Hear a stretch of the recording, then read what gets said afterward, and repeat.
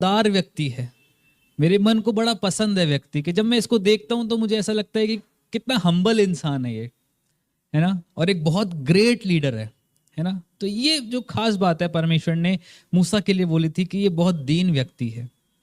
अब बात करते हैं दाऊद की। दाऊद के बारे में क्या क्या जानते हैं? परमेश्वर का मन भाव था, अच्छा किंग था, एक अच्छा सेना नायक था, पहले परमेश्वर को बहुत पसंद करता था, है ना। एक राजा की जगह पे चुना गया और पहला ऐसा व्यक्ति था जिसके लिए परमेश्वर ने उसके भाइयों को अयोग्य जाना और उसको चुना, है ना। बहुत अच्छी अच्छी बातें दाऊद के लिए लिखी। और दाऊद के लिए परमेश्वर ने एक स्टेटमेंट दिया कि दाऊद वो व्यक्ति है जो मेरे मन के पीछे है, मेरे मन के मुताबिक है, कि जो मैं चाहता हूं उससे पहले ये उस चीज को करने के लिए मेरे से प्रार्थना करता है कि प्रभु मैं ऐसा चाहता हूं, मैं ऐसा चाहता हूं। दोनों के लिए परमेश्वर ने एक एक स्टेटमेंट दी है, ठीक है। एक के लिए परमेश्वर ने बोला है कि बहुत दीन व्यक्ति है, और एक के लिए बोला है मेरा मन भाव है। इसमें से कौन सा व्यक्ति ऐसा है जो आपको लगता है कि परमेश्वर के ज्यादा करीब है? एक दीन है, दूसरा परमेश्वर कह रहा है ये मेरा मन भाव है। कौन सा व्यक्ति ऐसा है जो परमेश्वर के ज्यादा करीब है? दीन व्यक्ति के लिए वो ज्यादा करीब है, ये जिसको परमेश्वर कह रहा है ये मेरा मन भाव है। कौन करीब हो सकता है? जो मन भाव है।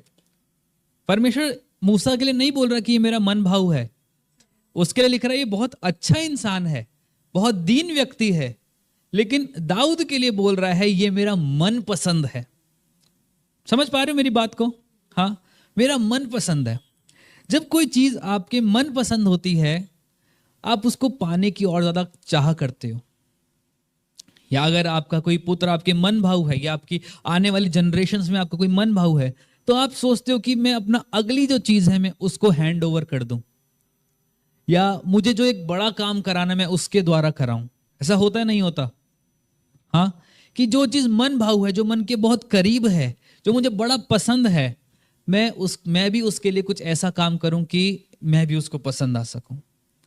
दाऊद के लिए लिखा गया वो मेरा मन भाव है, मूसा के लिए लिखा गया वो दीन व्यक्ति है। दोनों के लिए एक स्टेटमेंट दी गई, ये एक सिमिलैरिटी है दोनों में।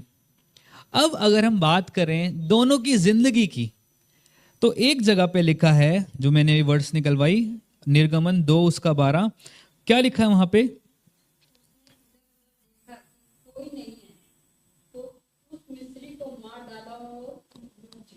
ठीक है, चलो माइक में पढ़ते हैं।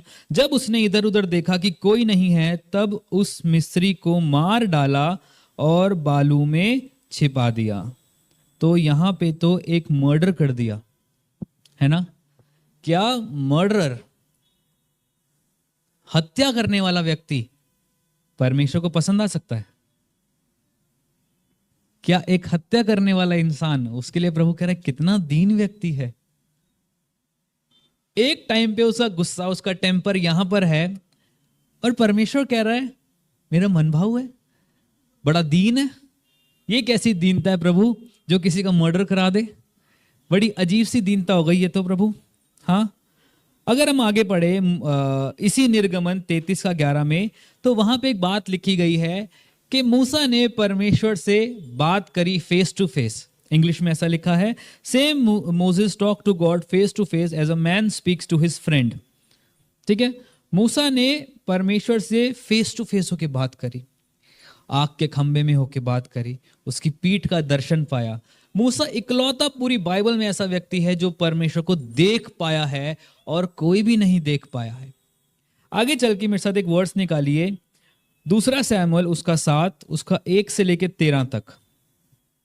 यहां पे लिखा गया है इंग्लिश में ऐसा, David a man after God's heart want to build a temple for God.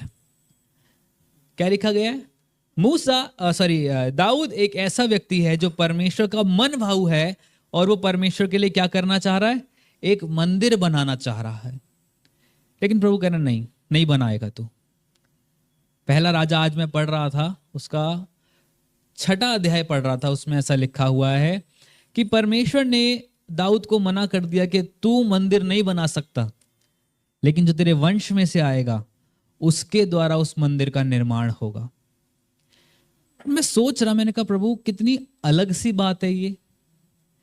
एक व्यक्ति जिसका तू कह रहा है मन भाऊ है, वो तुझे देखने पा रहा है, वो तुझे देखने नहीं पा रहा है।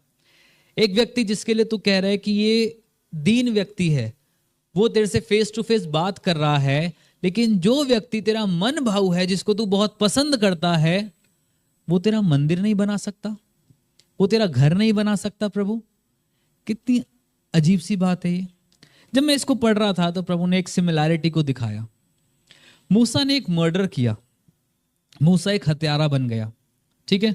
और ये जो मर्डर मूसा ने किया है, ये जो हत्या मूसा ने करी है, वो यूं ही नहीं कर दी, अनइंटेंशनली नहीं की है, इंटेंशन के साथ करी है कि मैं इसको मार डालूं और इसको बालू में छिपा दूं ताकि किसी को पता ना लगे। अपनी खुन्नस में आके, अपनी रेज में आके उसने एक मर्डर कर दिया है।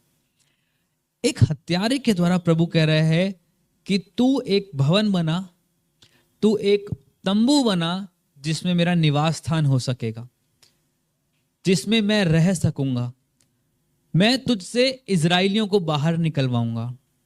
प्रभु तू कैसा परमेश्वर है? क्या तू डबल स्टैंडर्ड्स वाला परमेश्वर है?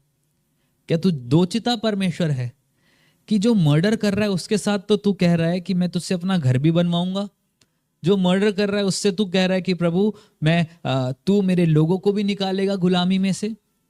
आगे चल के अगर हम पढ़ें तो दाऊद एक व्यक्ति था जिसको राजा होने के लिए नियुक्त किया गया था, जिसको एक अच्छा सेनापति होने के लिए नियुक्त किया गया था। उसने भी मर्डर्स करे, उसने भी हत्याएं करी, लेकिन उसका हत्या करने का मोटिव अपनी पर्सनल खुंदक नहीं था। वो ऐसी जगह पे प्लांट किया गया था कि अगर वो हत्या नहीं करेगा, अगर वो युद्ध में नहीं लड़ेगा तो लोग आके उसको मार देंगे, अगर वो युद्ध में नहीं लड़ेगा तो दूसरे फलिश्ती लोग आके उसके ऊपर हमला करेंगे और इस इजरायली लोगों को फिर से वापस बंदी बना लेंगे। दोनों हत्या कर रहे हैं, लेकिन एक हत्या कर रहा है इंटेंशन के साथ, दूसरा हत्या कर रहा है अपनी ड्यूटी निभाने के लिए। यानी कहा प्रभु फिर भी मुझे एक बात समझ में नहीं आ रही है। चल मैं सोचता हूं कि तूने माफ कर दिया दाऊद को, लेकिन फिर भी वो तेरा मंदिर क्यों नहीं बनाने पाया? प्रभु तेरा वचन कह रहा है कि तू उससे बड़ा प्रसन्न था, तू वो तेरा मन भाऊ था, वो तेरे पीछे चलने वाला था, तेरे मन के पीछे था, लेकिन फिर भी वो तेरा मंदिर क्यों नहीं बना सकता? प्रभु ऐसा क्या उसने कर दिया? फिर मेरा दिमाग चलने लगा। मैंने कहा उसने शायद बेतशेबा के साथ पाप किया था, इसलिए उस मंदिर नहीं बना पाया। प्रभु ने याद दिलाया मूसा ने भी तो दूसरी शादी कर ली थी, अपने बेटा बेटी होते हुए, अपने बच्चे होते हुए, अपनी बीवी होते हुए, तो दोनों सेम कैटेगरी में तो आ गए। मूसा भी परमेश्वर के लिए अच्छा था, दाऊद भी परमेश्वर के लिए अच्छा था। मूसा ने भी हत्या करी, दाऊद ने भी हत्या करी। मूसा ने भी व्यभिचार किया, दाऊद ने भी व्यभिचार किया। दोनों प्रभु से खुश थे, दोनों से प्रभु खुश था, लेकिन एक मंदिर को बना पा रहा है। एक मंदिर के लिए प्रभु बोल रहा है कि तू नहीं बनाएगा क्योंकि तूने अधिक लहू बहा दिया है। सोच रहा, मैंने कहा प्रभु मुझे कुछ भी समझ में नहीं आ रही तेरी बातें। या तो तू समझाना नहीं चाह रहा या मेरी बुद्धि नहीं खुल रही है। तो मुझे बता प्रभु, क्या क्या ऐसी बात थी जिसकी वजह से एक को तूने अलाउ कर दिया तेरा मंदिर बनाने के लिए, लेकिन दूसरे को तू कह रहा है नहीं, तू मेरा मंदिर नहीं बनाने पाएगा। और तो और दोनों की खासियत यह है कि दोनों लोग इजराइलियों को छुड़ाने वाले बने। दाऊद ने इजराइलियों को बहुत सी बार लड़ाइयों में छुड़ाया है, और मूसा के बारे में आपको पता ही है कि उसने कैसे बड़ी बड़ी चीजों को करके इजराइलियों को मिस्र की गुलामी में से बचाया है। ऐसा कैसे हो सकता है प्रभु कि एक मर्डरर को तू अलाउ कर रहा है और दूसरे मर्डरर को कह रहा है कि नहीं, तू मेरे साथ, तू मेरा मंदिर नहीं बनाने पाएगा। मैं प्रभु से पूछने लगा, मैंने कहा प्रभु क्या बात है ऐसी, क्या बात है ऐसी, क्यों वो मंदिर नहीं बना पा रहा है? दोनों सेम काम तो कर रहे थे प्रभु, लेकिन एक के लिए तू क्यों मना कर रहा है? प्रभु ने इस बात की बड़ी अच्छा एक मेरे को उदाहरण दिया, एक बड़ा अच्छा खुलासा किया, एक बड़ा अच्छा प्रकाशन दिया। कितने लोग जानते हैं उनकी बुलाहट क्या है, क्यों बुलाया गया है? हाँ, क्यों उनको बुलाया गया है? बस परमेश्वर की महिमा करने के लिए? वो सब कर रहे हैं, और बताओ, छुड़ाने के लिए, और हम मसीह में आ गए, हमें आराधना करनी है, प्रार्थना करनी है। हम जब संडे स्कूल जाते थे तो हम हंसी मजाक में एक बात बोलते थे, आज चर्च में क्या सीखा? चोरी नहीं करनी, पाप नहीं करना, झूठ नहीं बोलना। ये 3 काम तो तीनों सभी कर रहे हैं। क्या इन्हीं 3 काम के लिए प्रभु ने आपको बुलाया है? सिद्ध बनने के लिए और पवित्र बनने के लिए और थोड़ा और गहराई में जाइए ना। क्या बुलाहट है आपकी जिंदगी की? क्या बस चर्च आने तक के लिए प्रभु ने आपको बुलाया है? उसकी दुल्हन तैयार करने और उसकी भेड़ों की रखवाली करने के लिए, उसके मेमनों को चराने के लिए? प्रभु ने अलग अलग लोगों को कलीसिया में अलग अलग बुलाहट के साथ बुलाया है। किसी की बुलाहट है टीचिंग देना, किसी की बुलाहट है प्रोफेसी करना, किसी की बुलाहट है विजन्स को देखना और विजन्स को बताना, किसी की बुलाहट है रोगियों को चंगा करना, किसी की बुलाहट है झाड़ू मारना, किसी की बुलाहट है एसी साफ करना, किसी की बुलाहट है सिस्टम चलाना। सबकी एक अलग अलग बुलाहट है। लेकिन कितनों को पता है कि हमारी बुलाहट क्या है? जब हमें पता ही नहीं होगा हम किस काम के लिए बुलाए गए हैं और हम ऐसे कुछ भी करते चले जाएंगे, तो क्या प्रभु खुश होगा आपसे? मैं सैटरडे को यही बात यहां पे सिखा रहा था। सपोज करो मैंने अंकल को एक काम दिया। मैंने कहा अंकल एक छोटा सा काम कर दोगे? अंकल कह रहे हाँ बताओ। मैंने कहा अंकल यहाँ पे ना थोड़ी सी मिट्टी जम रही है, मैं जब तक वहां वाला काम कर लेता हूँ, आप यहाँ की मिट्टी साफ कर देना। ठीक है। अंकल लगे पड़े हैं मिट्टी साफ करने के लिए, लेकिन वो मिट्टी साफ कर रहे हैं चेयर की। घिसे जा रहे हैं घिसे जा रहे हैं घिसे जा रहे हैं चेयर को। मैंने क्या काम दिया है? मैंने क्या बोला है आपको? कहाँ की मिट्टी साफ करनी है? पुलपिट की। आप मिट्टी तो साफ कर रहे हो, लेकिन कहाँ की? चेयर की। मैं आया, मैंने बोला प्रभु, मैंने बोला अंकल हो गया? हाँ बेटा हो गया।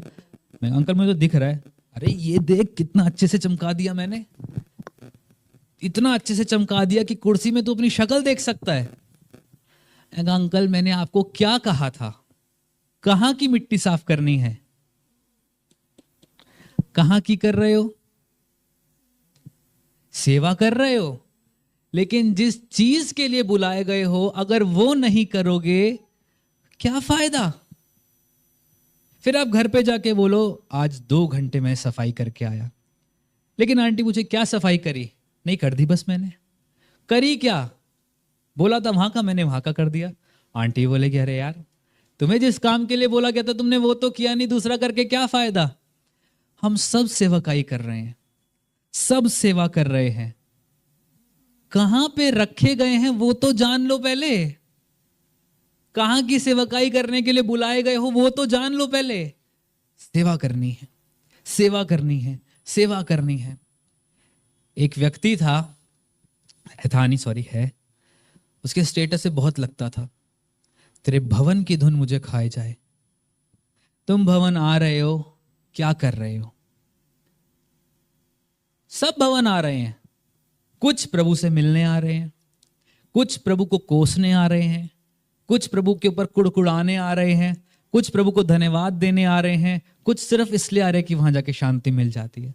सब भवन में आ रहे हैं, सबका मोटिव एक है भवन में जाना है, लेकिन सबका गोल अलग है कि हमें भवन में क्यों जाना है। जब तक हमारे ऊपर हमारी बुलाहट जाहिर नहीं होती है, हम कैसे जानेंगे कि हम क्या करने के लिए बुलाए गए हैं, हम क्यों रचे गए हैं? क्या परमेश्वर ने आपको यूं ही बुलाया है? घर से आओ निकलो यहां पे बैठो और वापस चले जाओ? क्या इसीलिए प्रभु ने आपको बुलाया है? तो क्यों बुलाया है प्रभु ने? मुझे इस बात का जवाब दे दीजिए।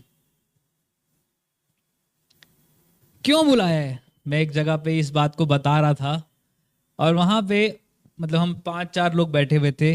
और क्यों बुलाए गए हैं? प्रभु को पता है क्यों बुलाए गए हैं हम, हमें तो नहीं पता क्यों बुलाए गए हैं। आप कहीं जॉब करने जाते हैं, आपको बोला जाए कंप्यूटर संभालना है, आप इधर उधर देख रहे हैं, तो मालिक क्या बोलेगा आपको? कि तू आ तो रहा है, लेकिन मैं तुझे सैलरी किस बात की दूं? कि जिस चीज के लिए मैंने तुझे बुलाया है अगर तू वो कर ही नहीं रहा तो क्या फायदा तेरे आने का? परमेश्वर ने दाऊद को किस लिए बुलाया था? राजा होने के लिए। उसने जाना कि मुझे राजा होने के लिए बुलाया गया है, अपने आप को प्रिपेयर करना शुरू किया। उसको पता था मुझे राजा होने के लिए बुलाया गया है, वो प्रभु के साथ और समय बिताने लगा। प्रभु को बोलने लगा, प्रभु मुझे बता मैं राजा बनने के लिए और क्या करूं, मैं कैसे राजा बन सकता हूं प्रभु, और जब तू मुझे उस जगह पे बिठाएगा तो मुझे क्या करना है, मुझे समझ दे, मुझे बुद्धि दे प्रभु। प्रभु ने तैयार किया उसे। 13 साल में 14 साल में उसका अभिषेक हो गया था, लेकिन 30-32 साल की उम्र में जाके वो राजा बनने पाया। मूसा को 80 साल की उम्र में, 40 साल जब वो बाहर से निकला, परमेश्वर ने उसे दर्शन दिया, एक समय आया 80 साल की उम्र तक आते आते प्रभु ने उसे तैयार किया और बोला कि तू ही है जो मिस्रियों को वहां से निकालेगा, तू ही है जो मिस्र की गुलामी में से इजराइलियों को निकालेगा। उसने अपने आप को प्रिपेयर किया कि प्रभु ने मुझे निकालने के लिए बुलाया है, प्रभु ने मुझे इसलिए बुलाया है कि मैं लोगों को वहां से निकाल सकूं। अगर उसके ऊपर वो बात जाहिर नहीं होती तो वो तो जा रहा था कहीं और, वो कर रहा था अपना काम मस्ती में। जब आपके ऊपर आपकी बुलाहट जाहिर होती है, प्रभु आपकी जिंदगी को एक गोल देता है। गोल वो वाला गोल नहीं, सर्कल वाला गोल नहीं, GOAL। एक मकसद देता है कि हमें क्यों जीना है, हमें जी के करना क्या है। आज बाहर इस गेट से बाहर निकलो, किसी से पूछो आप क्यों जी रहे हो, घर की टेंशनें बड़ी हैं, ये करना है वो करना है, इसीलिए जी रहे हैं बस। इतना डिप्रेशन है, इतना ज्यादा कलेश है कि किससे बात करो 10 मिनट तो लगता है कि कितना दुख है इस बंदे की जिंदगी में। इवन चर्च आने वाले भी कुछ लोग हैं जिनसे अगर हम बात करें, उनसे फोन पे बात करो तो ऐसा लगता है अरे भाई कितने दुखियारे हैं, सारा दुनिया भर का दुख उन्हीं में बसा पड़ा है क्या आके। और एक दिन हम किससे बात कर रहे हैं, मनी को बोल रहा, मैंने कहा बहन तो थोड़ी सी बात कर लिया कर इससे, थोड़ी देर बात कर लिया कर इससे, इतना दुख है इसकी जिंदगी में, इतना दुख से भरा पड़ा है ये इंसान, तुम बात ही कर लिया करो इससे। फिर जब चर्च आके मिलो तो बिल्कुल ही चेंज है। यार ये समझ में नहीं आ रहा, जब तक आपके ऊपर आपकी बुलाहट जाहिर नहीं होगी आप यूं यूं चलोगे, किसी को क्या दिखाओगे और होगे क्या, किसी के सामने क्या प्रकट करोगे और अंदर होगे क्या, जब तक आपके ऊपर आपकी बुलाहट प्रकट नहीं होगी। मैंने कहा प्रभु तू बुलाहट में इतना गहराई क्यों लेके जा रहा है मुझे, मुझे पता है मेरी बुलाहट क्या है, तू इतना क्यों समझा रहा है मुझे। वापिस आ जाओ मूसा और दाऊद पे। मूसा को जब तक नहीं पता था उसकी बुलाहट क्या है, उसने मर्डर कर दिया, परमेश्वर ने उसे क्षमा कर दिया और उसके द्वारा अपना मंदिर का निर्माण कराया। पहला जो तंबू बना था वो उसके द्वारा निर्माण कराया। लेकिन दाऊद ने जब पाप किया बेतशेबे के साथ, उसको पता था उसकी बुलाहट क्या है। बुलाहट में होते हुए उसने पाप किया और वो उसके लिए इतना भयानक गिना गया कि वो पाप उसकी जनरेशन में चलता रहा और परमेश्वर ने साफ मना कर दिया कि तू मेरे भवन को नहीं बनाने पाएगा। एक व्यक्ति को परमेश्वर ने चुना उस समय पे जब उसके सारे के सारे भाई फौज में थे, उससे बेटर दिखते थे, उससे बेटर काम करते थे, हर चीज में उससे बेटर थे। लेकिन दाऊद को केवल इसलिए चुना गया कि वो क्या करे, राजा बने। और छोटी उम्र में उसका अभिषेक कर दिया गया शमूएल के द्वारा। अब उसको जीना कैसे है, एक राजा होने के लिए।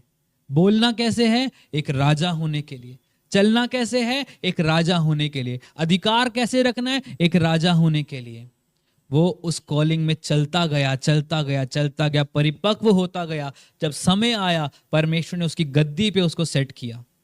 जब आप अपनी कॉलिंग में इतना सेट हो चुके हो तो आपको पता होना चाहिए कि आप क्या कर रहे हो। राजा का काम होता है लड़ाइयों को लड़ना, राजा का काम होता है लड़ाई में निर्देश देना कि कौन सा प्यादा कहां रहेगा, कौन सा सेनापति कहां रहेगा, उस जगह को कैसे जीतना है, उस जगह को कैसे जीतना है। ये सारे काम थे राजा के। लेकिन राजा क्या कर रहा है, नहाते हुए देख रहा है। अगर आपकी बुलाहट आपके ऊपर जाहिर नहीं है, अक्सर आप दूसरों को नहाते हुए देखोगे। उससे भी बड़ी बात, आपकी बुलाहट आपके ऊपर जाहिर हो चुकी है और आप अपने बैटलफील्ड में नहीं हो, तो याद रखिए गिराने के लिए कोई ना कोई हमेशा आपको तैयार है। बैतशेबा ने उसको पाप में नहीं गिराया। मैं एक जगह ये सुन रहा था कि बैतशेबा वहां पे नारी थी इसलिए दाऊद पाप में गिर गया। नहीं नहीं नहीं, गलत बात है ये। उसको नहीं पता था कि वो उसे देख रहा है। वो अपने घर में अकेली थी, वो नहा रही थी, वो अपने पति ऊरिया के साथ खुश थी। वो अपना काम कर रही थी, किसी और ने गलत नजर उस पर डाली है।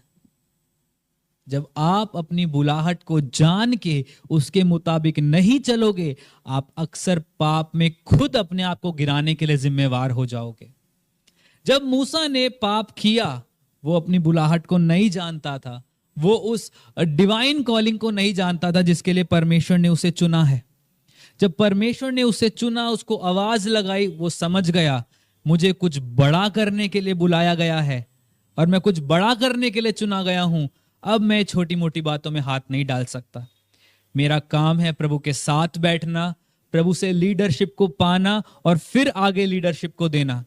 और प्रभु उसको बताता गया कि तू मेरे मंदिर को कैसे बनाएगा, तू मेरे तंबू को कैसे बनाएगा, उसमें लगने वाली चीजें कैसी होंगी, वाचा का संदूक कैसा होगा। मैं तेरे पास लोगों को भेजूंगा कि वो बेस्ट चीजों को उसके अंदर ला सके। आपको पता है जब मिलाप का तंबू बन रहा था, लोग इतना सोना चांदी ले आए थे कि बोला गया वापस कर दो भाई, बहुत इकट्ठा हो गया है, बहुत इकट्ठा हो गया है, रुक जाओ रुक जाओ। जब प्रभु से लीडरशिप पा के कॉलिंग में होते हुए कुछ करोगे, आपको रोकना पड़ेगा लोगों को, बहुत हो गया है, रुक जाओ, थोड़ा सा समय दे दो, हम इसको टैकल कर ले, फिर औरों को बुलाएंगे। लेकिन जब बुलाहट में होते हुए कॉलिंग से बाहर जाएंगे, तो जो चीजें आ रही होंगी वो आपको पाप में गिराने के लिए आएंगी। आप समझ पा रहे हो मेरी बात को? कॉलिंग बहुत बड़ी चीज है। और दो ऐसे लीडर, दो ऐसे लोग जो परमेश्वर जिनके लिए स्टेटमेंट दे रहा है खुद, एक व्यक्ति जिसके लिए बोल रहा है कि ये बड़ा दीन व्यक्ति है, बड़ा अच्छा व्यक्ति है, मंदिर को बनाएगा। मंदिर में कितने हाथ मोटे पर्दे होंगे मैं तुझे बताऊंगा, मंदिर की चीजें कहां से आएंगी मैं तुझे बताऊंगा, तुझे सिर्फ लोगों को बोलना है ये कर ये कर ये कर, और वो होता चला जाएगा। प्रभु ने काम किया उसकी जिंदगी में। और एक व्यक्ति जो खुद कह रहा है कि मुझे प्रभु का मंदिर बनाना है, प्रभु इधर उधर वाचा का संदूक भटक रहा है, मैं प्रभु के लिए एक मंदिर बनाऊंगा, मैं प्रभु के काम को करूंगा उस मंदिर में, उधर याजकों को रखूंगा, बेस्ट चीजें वहां पे लगाऊंगा। प्रभु कह रहा है नहीं बनाएगा तू, नहीं बनाने दूंगा मैं तुझे, अगली पीढ़ी से बनवाऊंगा मैं।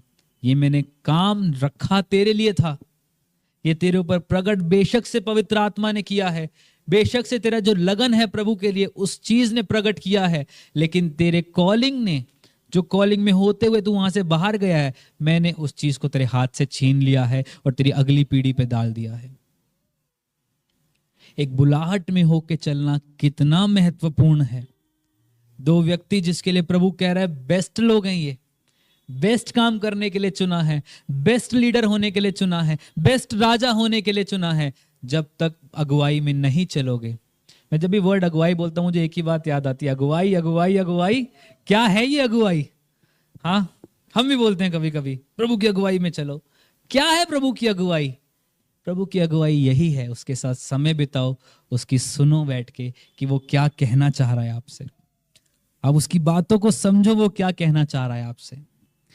एक वर्ड प्रभु ने मुझे दिया, वो इस प्रकार है, मैं आपको बताता हूं।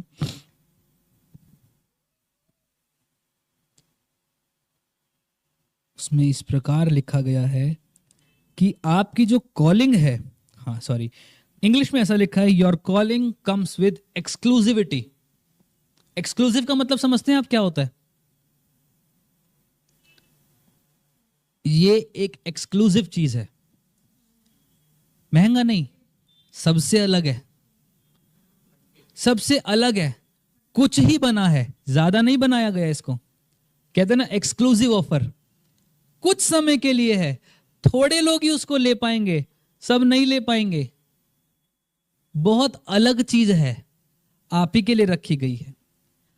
Your calling makes you exclusive, your calling comes with exclusivity. जब आपकी बुलाहट आपके ऊपर आती है, वो आपको अलग बना देती है कि ये काम मुझे केवल तुझसे ही कराना है, तेरे घर का उद्धार मुझे तुझसे ही कराना है, तेरे फ्रेंड्स के बीच में मुझे तुझे ही इस्तेमाल करना है, तेरे घर को मुझे तेरे द्वारा ही बचाना है। Your calling comes with exclusivity. अगली बात यहां पे लिखी है, your anointing comes with restrictions. जब मस्सा आता है, मस्सा आपको रिस्ट्रिक्ट कर देता है कि आप ये नहीं कर सकते, वो नहीं कर सकते, ऐसा नहीं कर सकते। और जब मस्सा आता है, मस्सा आपको रिस्ट्रिक्ट करता है, मना करता है कुछ कामों को करने के लिए। वही मस्सा आपकी जिंदगी में आपकी कॉलिंग को और एक्सक्लूसिव बना देता है, आपको अलग करके रख देता है। आज जितने भी प्रभु के बड़े बड़े दास हैं, वो एक ही चीज पे प्रचार करते हैं। आप बिली ग्राहम को देखो, वो सिर्फ पाप पे प्रचार करते थे। बेनी हिन को देखो, केवल पवित्र आत्मा में प्रचार करते हैं। रेनहार्ड बोंके को देखो, रिवाइवल पे प्रचार करते हैं। एक ही टॉपिक है उनका, दूसरे टॉपिक पे जाते भी नहीं है वो। एक्सक्लूसिवली परमेश्वर ने उनको इसी काम के लिए बुलाया है। बेनी हिन का कोई प्रचार उठा के देख लो, 500 से 1000 से ज्यादा प्रचार है। उनकी बुक है गुड मॉर्निंग होली स्पिरिट। प्रचार पवित्र आत्मा, पवित्र आत्मा कर सकता है, पवित्र आत्मा करेगा।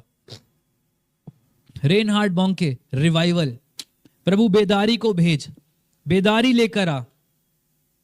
बिली ग्राहम सिन, पाप को छोड़ो, पाप मत करो, पाप आपको कहीं का नहीं रहने देगा। एक वर्ड को लेके प्रभु ने उनको ऐसा एक्सक्लूसिव बना दिया है कि लाखों की जनता सिर्फ वही सुनने आती है उनसे कि ये पाप पे प्रचार करेगा, और हम उधर जब जाएंगे तो पाप से नजात पा जाएंगे। उनकी कॉलिंग है इस बात पे प्रचार करना, और उनकी कॉलिंग ने उनको एक्सक्लूसिव बना दिया है। आज आपको कितना समझ में आया है, कितना समझ में नहीं आया, मुझे नहीं पता। लेकिन इस बात को खत्म करने से पहले मैं एक ही बात आप लोगों को कहना चाहूंगा कि आप चाहे कुछ समझे हो या ना समझे हो, लेकिन एक बात को आज यहां से समझ के जाना। बुलाहट में चलोगे, प्रभु आपको एक्सक्लूसिव बना देगा। बुलाहट में होते हुए पाप करोगे तो जिस जगह से हो वहां से भी हटा दिए जाओगे। मैं और कुछ नहीं कहना चाहता। आइए हम प्रार्थना करेंगे। हालेलुया। प्रभु हम धन्यवाद करते हैं मेरे परमेश्वर पिता, तेरी महान योजनाओं के लिए मेरे परमेश्वर पिता, तेरे महान कार्यों के लिए हम तेरा धन्यवाद करते हैं मेरे परमेश्वर पिता। प्रभु मुझे नहीं पता कि मैं सही से बोल पाया या नहीं बोल पाया प्रभु जी, कितनों को ये बातें समझ में आई नहीं समझ में आई मेरे परमेश्वर पिता, लेकिन मैं तुझसे यही प्रार्थना करता हूं मेरे परमेश्वर पिता कि आज हम अपनी बुलाहट को जाने मेरे परमेश्वर पिता। जब अपने बिस्तर पे जाएं तुझसे प्रार्थना करें तो आज हर एक की जिंदगी में तो उसकी बुलाहट को जाहिर कर मेरे परमेश्वर पिता। हर एक को बता मेरे परमेश्वर पिता कि उसका कलीसिया के प्रति क्या काम है परमेश्वर पिता। जैसे हम बात करते हैं मेरे परमेश्वर पिता कि कलीसिया के लिए हर हाथ जरूरी है, देह के लिए हर अंग जरूरी है, वैसे ही परमेश्वर हम भी तेरे लिए बहुत जरूरी हैं खुदावन, ताकि हम अपने कामों को कर सकें और तेरी देह की उन्नति कर सकें मेरे परमेश्वर पिता। हम तुझे आदर देते हैं प्रभु, तुझे महिमा देते हैं मेरे परमेश्वर पिता। तेरा वचन, आज हमने इस वचन में इस बात को सीखा है मेरे परमेश्वर पिता कि कॉलिंग कम्स विद एक्सक्लूसिविटी। तेरी बुलाहट हमें एक्सक्लूसिव करके बुलाती है मेरे परमेश्वर, तेरी बुलाहट हमें एक्सक्लूसिव बनाती है मेरे परमेश्वर पिता। साथ ही साथ तूने इस बात को सिखाया मेरे परमेश्वर पिता, अनॉइंटिंग कम्स विद रिस्ट्रिक्शंस। तेरा मस्सा हमें रिस्ट्रिक्ट करे ऐसे कामों को करने के लिए जो तेरी ओर से नहीं है मेरे परमेश्वर। तेरा मस्सा हमें रिस्ट्रिक्ट करे मेरे परमेश्वर ऐसी जगहों पे जाने के लिए जो तेरी ओर से नहीं है। तेरा मस्सा हमें रिस्ट्रिक्ट करे मेरे परमेश्वर पिता, शैतान के बंधनों के लिए मेरे खुदाबंद, शैतानी कामों के लिए मेरे परमेश्वर, शैतानी सोच के लिए मेरे परमेश्वर। आज तेरा मस्सा हमें रिस्ट्रिक्ट कर दे मेरे परमेश्वर। हम तेरा धन्यवाद करते हैं मेरे परमेश्वर पिता, तेरे मस्से से भर के आज इस जगह से जाने पाए मेरे परमेश्वर पिता। प्रभु हम जानते हैं this is not our best lord, हम और अच्छा कर सकते थे, लेकिन तूने इसमें भी हमारी सहायता और मदद करी, इसके लिए धन्यवाद करते हैं मेरे परमेश्वर पिता। हम आपको आदर देते हैं, आपको महिमा देते हैं मेरे परमेश्वर पिता। हर एक की जिंदगी से आपने बोला, आपने बात किया, इसके लिए धन्यवाद करते हैं मेरे परमेश्वर पिता।